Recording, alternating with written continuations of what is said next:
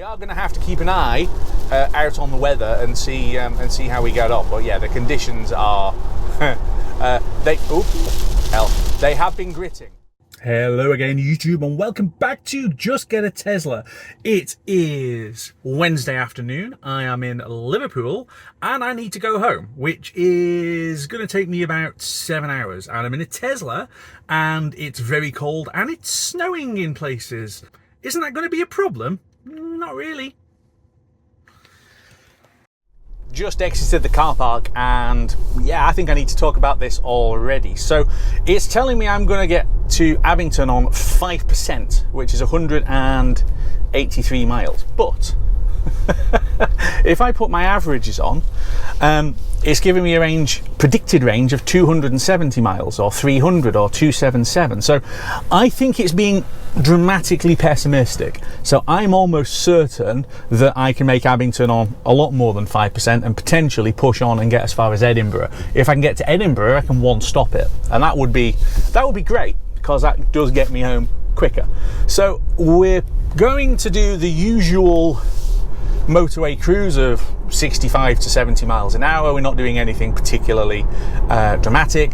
Let's just get there in one piece because the weather is a bit on the wintry side today, and see how we go. So it is 4 degrees, although it feels a lot colder than that. So yesterday, if you haven't seen that video yet, watch that one. But yesterday on the way down, it warmed up to 4 degrees and it actually felt quite nice. Now it's 4 degrees and it's absolutely brassic, love. On the M6 just south of Lancaster, I have actually just had a quick loo stop at the services, which is why the current drive number has been reset. At the moment it is one stopping me at Edinburgh, so it thinks that I can go straight through and recharge at Edinburgh, arriving at the moment on 3%. So my 30-mile average of 286 watt hours per mile, which is, I don't know, 3.6 miles per kilowatt hour, something like that, is giving me a range of 184, and it's 165. So yeah, we should be able to do that.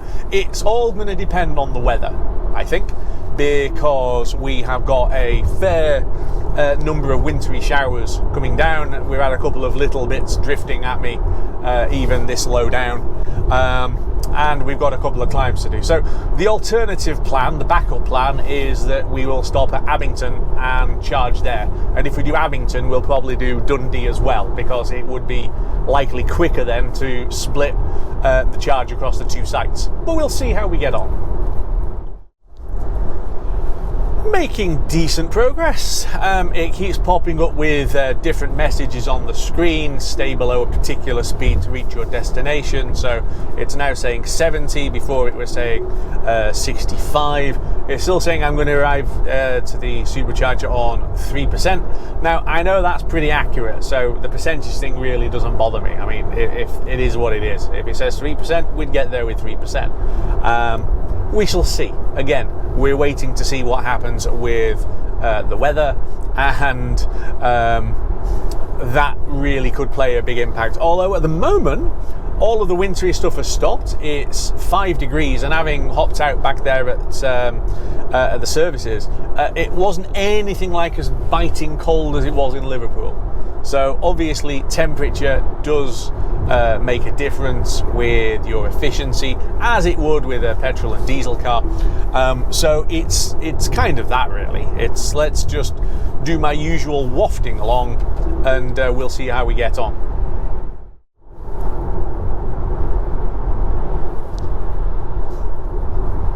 This is going to be possibly interesting.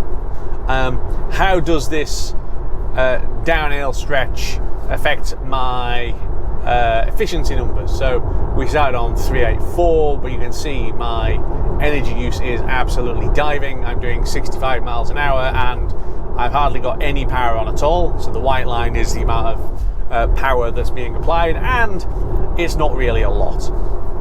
So this is the kind of road where even if I could freewheel, I would still be needing to apply a little bit of power because the gradient isn't really slack enough. So whilst I think I would quite like adjustable regen settings, I don't think it makes a huge difference.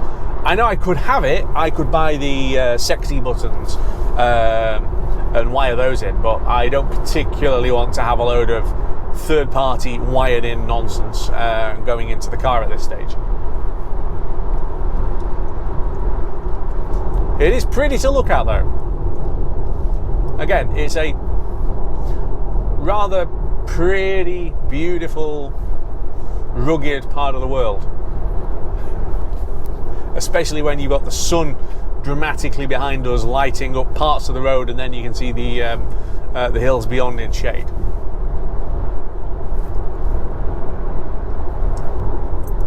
Wow. We're obviously going uphill, and look at the energy use chart. That's absolutely skyrocketing as we climb up here. You do sometimes get it on these charts. You do get these roller coaster shapes, and it's all gradients because I'm doing a steady speed. That's all grades.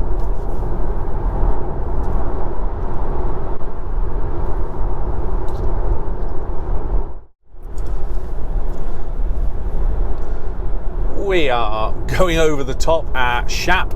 I did slow my speed down just a little bit on the top of the climb there because I know that I'm a little bit tight on battery for Edinburgh, and then just roll the thing back down the hill.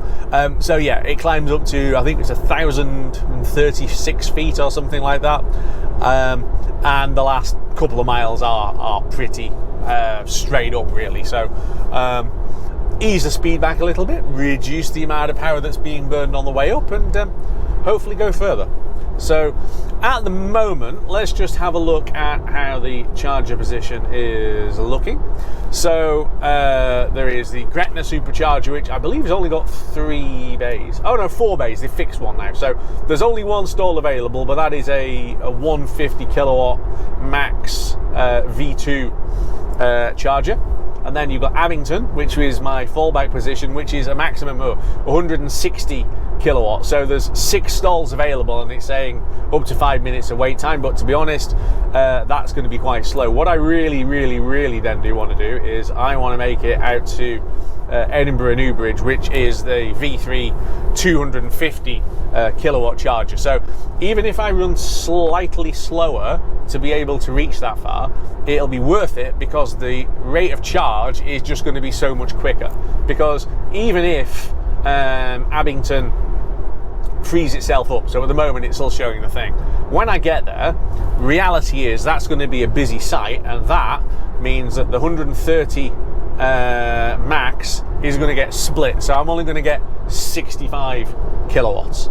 If I go to Edinburgh, where it's 250, I'm basically, when I plug in, going to get 4 times the charge speed, 4 times from there versus Abington. And that is why we are going to take it nice and gentle and get there. An extra few minutes of journey time, and again, 65 isn't dramatically slower than 70 over a particularly long distance. But the charging speed, where I can get 4 times the rate of charge by holding on to Edinburgh, that is well worth it, and that is what I'm trying to do here. We are coming up on the Scottish border at Gretna. It is a lovely afternoon. It was, like I said, really cold and wintry showers and little bits earlier on. Nothing dramatic in terms of wintry showers, but it was there. And now it's glorious. So I'm still making what feels like good progress. I'm still on track to make it to the supercharger at Edinburgh. Welcome home. And I, again, want to make it to the one at Edinburgh just because, if nothing else, it's going to be such a faster charge. So cruising along at 65 feels absolutely fine. It's relaxed. So we're on 291 watt hours per mile since my quick loo stop at the services, which is below the whole trip average of 307 and actually below my lifetime of 292. So that's helpful. That is what's getting us there. I just want to look at this though, because it's saying I'm going to arrive now on 2%, but I've got to do 84 miles. Well, I've got 110 miles of range based on a relatively consistent average, 106, okay, 96 on the 5 mile, and then 110, and it's 84. So even taking the 5 mile average, I'm still going to get there, not running out. So 2%, I mean, look, 2% will get me, 6 miles, and there's some reserve in the tank after that. I think 3 kilowatt hours of reserve, something like that. It's fine. We'll carry on doing what we're doing, and we will get there, and we're going to get mega charging speeds when eventually we do plug in.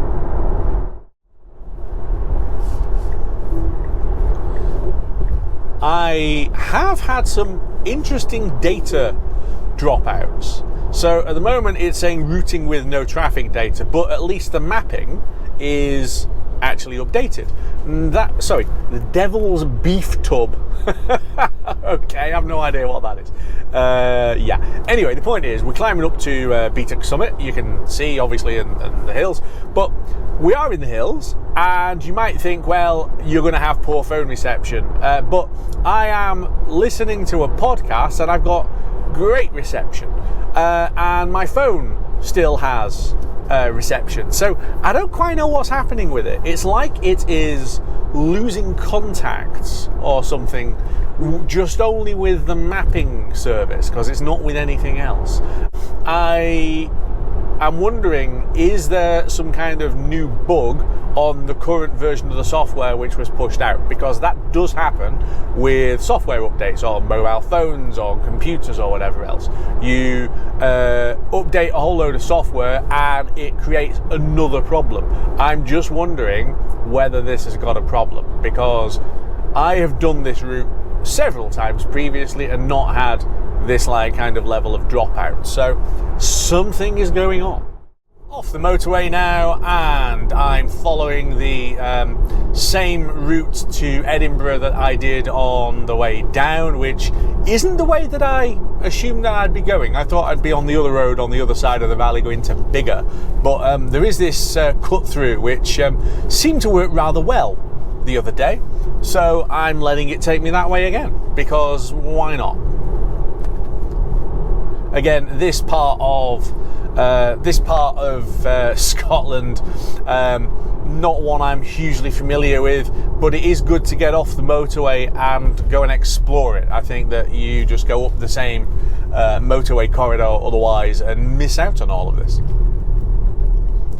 As you can see up ahead, the weather is starting to come in. So we've had quite a lot of blue sky, but there is now cloud descending and the temperature's down to 1 degree, and I assume there's going to be some of the really cold conditions up ahead. So we're still going to make the charge without any issues, get there on about 3%, something like that, and we're on 15 at the moment with 34 miles to run. So I mean, look, I could do as low as 2.2, 2.3 kilowatt miles per kilowatt hour and still get there. So absolutely bags of power still in reserve. The car has been a wee bit pessimistic. Coming down towards the Edinburgh Supercharger, so I'm 0.9 of a mile away now, and I'm actually on 2%, and I've been on 2% for good mile or two, so I'm probably on more like 1.5 or something like that, and that's not a problem at all. And here's the reality of it: I have still got most of the driving bar up here, so the grey bar across the top shows you how much regenerative braking you've got on the left hand side in green and how much power you've got on the right hand side in white, and it's still over to underneath the N, so you've got PRND as your drive letters on the in the top right, and it's still underneath the N. So although this is showing 2%, which does suggest that it's going to run out of power very soon, actually we've got the reserve still, so it will keep going on zero for a little while. As I understand it, and correct me if I'm wrong in the comments, but it's a 78 kilowatt hour battery in this car with 75 usable. So it's a Model Y long range. And it's the extra 3 kilowatt hours, I think, that basically is the difference. So look, it's cutting it fine, but I'm not feeling remotely anxious, and I haven't been, because it's been predicting 2-3% for absolutely ages. You know, the guessometer, as I used to call it in the Nissan Leaf, because it was just basically a wild ass guess as to how far it was going to go. That was useless. You couldn't use that to gauge anything, because literally it would just start dropping off a cliff. This has been telling me 3%, 2% for the last 100 miles. So I knew I was going to get here with a fairly heavily depleted battery, but I was actually going to get here. And the point about why I've pushed onto here, remember, is that this is a V3 supercharger. This, when I plug it in with the battery, which has just been preconditioning, this should smash 240, something like that, kilowatts of charging rate, which is basically quadruple, 4 times the charging speed I would have got had I had to dive into Abington, where it's only 130 at the top end, and it was going to split it across 2 stalls because it was busy. Quadruple the speed by holding on to come to here. That's the plan, and we're going to find out in a minute exactly how we are. I'm just literally going to pick a bay. There's absolutely bags and bags and bags of them, so it doesn't really matter. Let's just wind ourselves back into this one for no particular reason, plug in and see just how quick it is.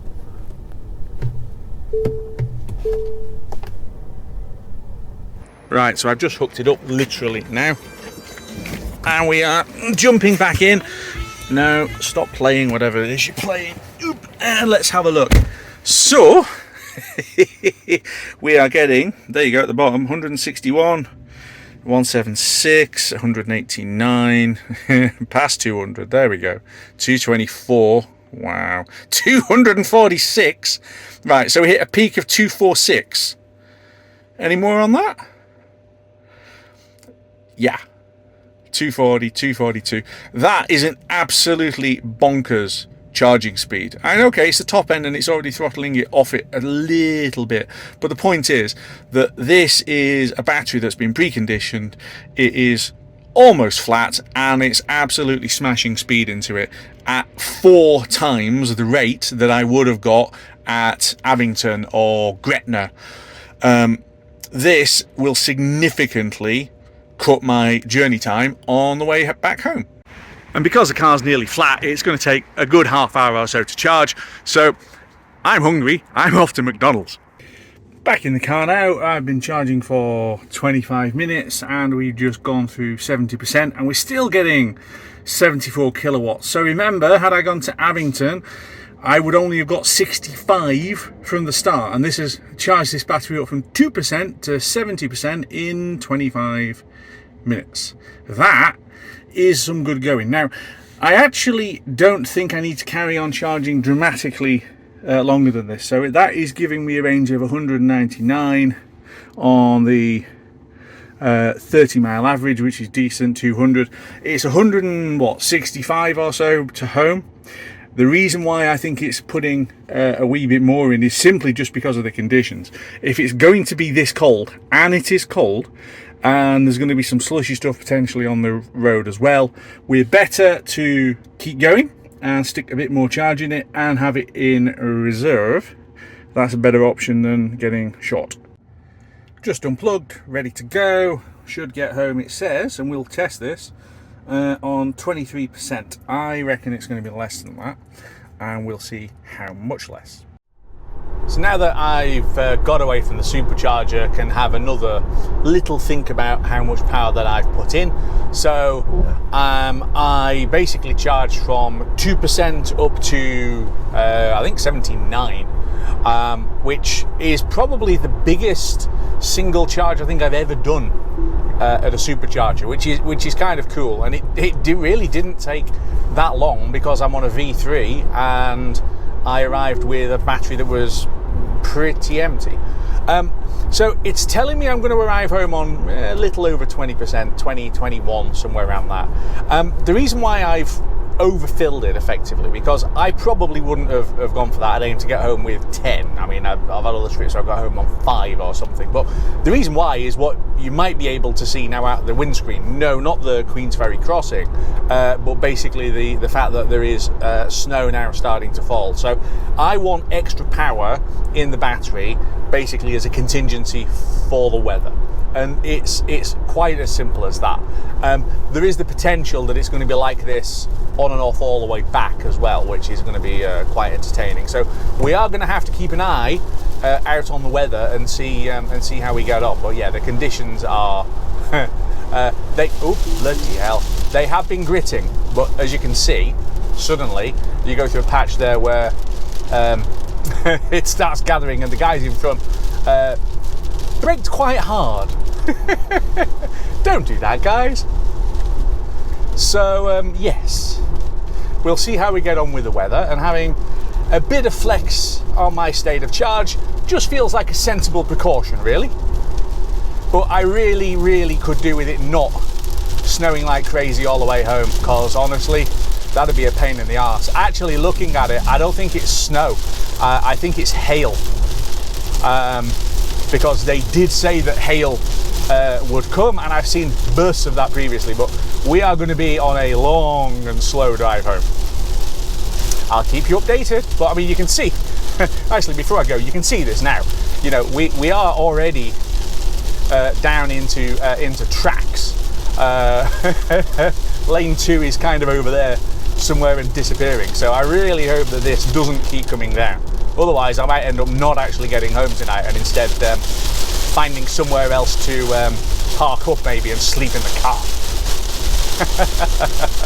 In which case we'll be heading to the Supercharger in Aberdeen, or the one in Dundee, or something like that. But we shall see how we get on. This is certainly going to be a different one. I did promise that we might get some weather disruption. I hadn't realised that I would leave the Supercharger in Edinburgh and it would immediately start tipping it down. Hey ho. We are across the Tay heading towards Dundee. The weather has improved, and as you can see from the huge moon over there behind the trees, the sky is clear. So hello, Mr. Moon. The sky at the moment, at least, is clear, but I know that these wintry showers are like coming in gangs, so I'm sure I'll get beaten up again at some point coming soon. But yeah, I don't quite know what to make of the weather. Obviously, clear sky means it's down to -1, which means it is likely to get a bit icier, and I hope they've been gritting. I have seen plenty of gritters out. I hope that they've gritted all of this bit. I get the impression, the further north we get, that I'm really going to need grit. So anyway, since we left Edinburgh, we are actually really efficient, 292 watt hours per mile. So that is good. I mean, I have been going faster than this. I'm just sitting here talking to you and just rolling with it a little bit. But that's been absolutely fine. Everyone's going in the other lane, so let's just have a look. When there's yellow flashing lights, I just tend to, it's fine. Just shift out of the way just in case, you never quite know, do you? And then we'll go back again. An hour from home now, at Stonehaven, and it is still a beautiful, clear evening, which is not what I was expecting at all. As we were crossing the Firth of Forth, and it was battering down, I thought, uh-oh, here we go. And I know there's been plenty of snow up here, but at the moment, it appears that I've timed this absolutely beautifully. So at the moment it's saying I'm going to arrive home on 16%. I think it was suggesting 22 to start off with, and that's despite the fact that, you know, I'm doing what, 299? Yeah, 296, sorry, since we charged up kilowatt hours per mile. No, what am I on about? Watt hours per mile. Kilowatt hours? So it's pretty efficient, despite the fact that the battery thing's dropping, but it is -2. So that's obviously going to have a fair impact on it, because we do know that, you know, temperature does have an impact. I don't think it has as much of an impact as some people think it does, unless it really does start to get cold. If it's going to drop below -2, then yeah, we're probably going to lose another couple of percent just from thermal losses, really. Anyway, I will have another look at it once we've cleared Aberdeen and see how we're getting on. 20 miles from home now, and temperature has dropped to -5, which is good. It's the clear skies. We've still got that huge moon now off onto my right hand side, and it's clear. I've driven through quite a few patches where there's a lot of snow on the sides, although here at the moment there's just a dusting left. I don't think it's necessarily that it's melted so much as I think it's then gone from snow into sleet, and maybe the water has melted it a little bit. I'm not entirely sure. There's definitely a pile of snow still on the ground at home, because I was showing people at the conference I was at in Liverpool just how much snow there actually is at home, because they were asking. So I know I'm going to get snow when I get home. It's just a question of when do I actually hit it on the remaining part of the journey. It's actually beautiful driving along when you've got an almost full moon and clear skies. You don't quite realise just how much light that thing gives off until you actually see it. So this has been absolutely fine. I mean, it's 5 to 10 now, so yeah, the evening is getting on a little bit, but it's still been fun to do. Right, okay, let's have mains on, please. Thank you very much. As we diverge off here at the Toll of Burness. It is a high-speed junction. Literally, you just slip off. And then suddenly, yeah, there's dustings of snow on the edges of the road, and even into the middle. The other thing I have noticed is just how much salt has gone down onto the road. In places with some of the tarmac, you can barely see where the lines are. There's that much salt gone down. So they're gritting and gritting and gritting, and then gritting some more, which is obviously what's needed, but it does make a bit of a mess.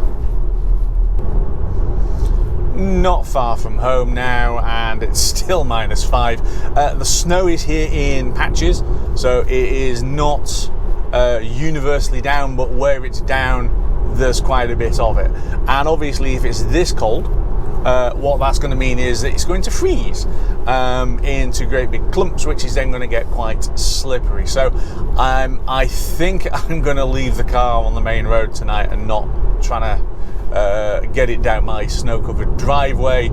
I think that could be slippery fun. So we will use the emergency backup charger, which is going to be on another video.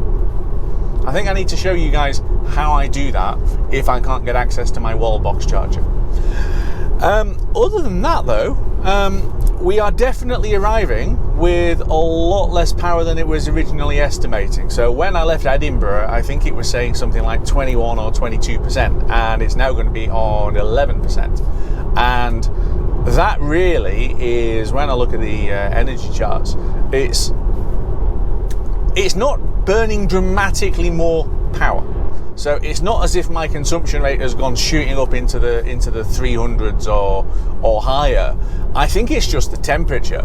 So I've done videos in the past where I've talked about temperature having less of an impact than standing water, and that is true to a point. But once you do get well below freezing, clearly that does have an impact. And I think in this case, it's just sucking the life out of the battery a little bit. But don't forget though, that still isn't an issue, because I'm going to have done Liverpool to Edinburgh on one tank full of charge, and then Edinburgh up here north of Aberdeen on that recharge, the supercharger. So I've only had to stop to charge once on this trip back, which I think is absolutely brilliant. It shows you that even in the depths of winter, even when it is -4, -5, and even when you've got bits of it coming down, you can still drive an EV and not get range anxiety and not be having to stop all the time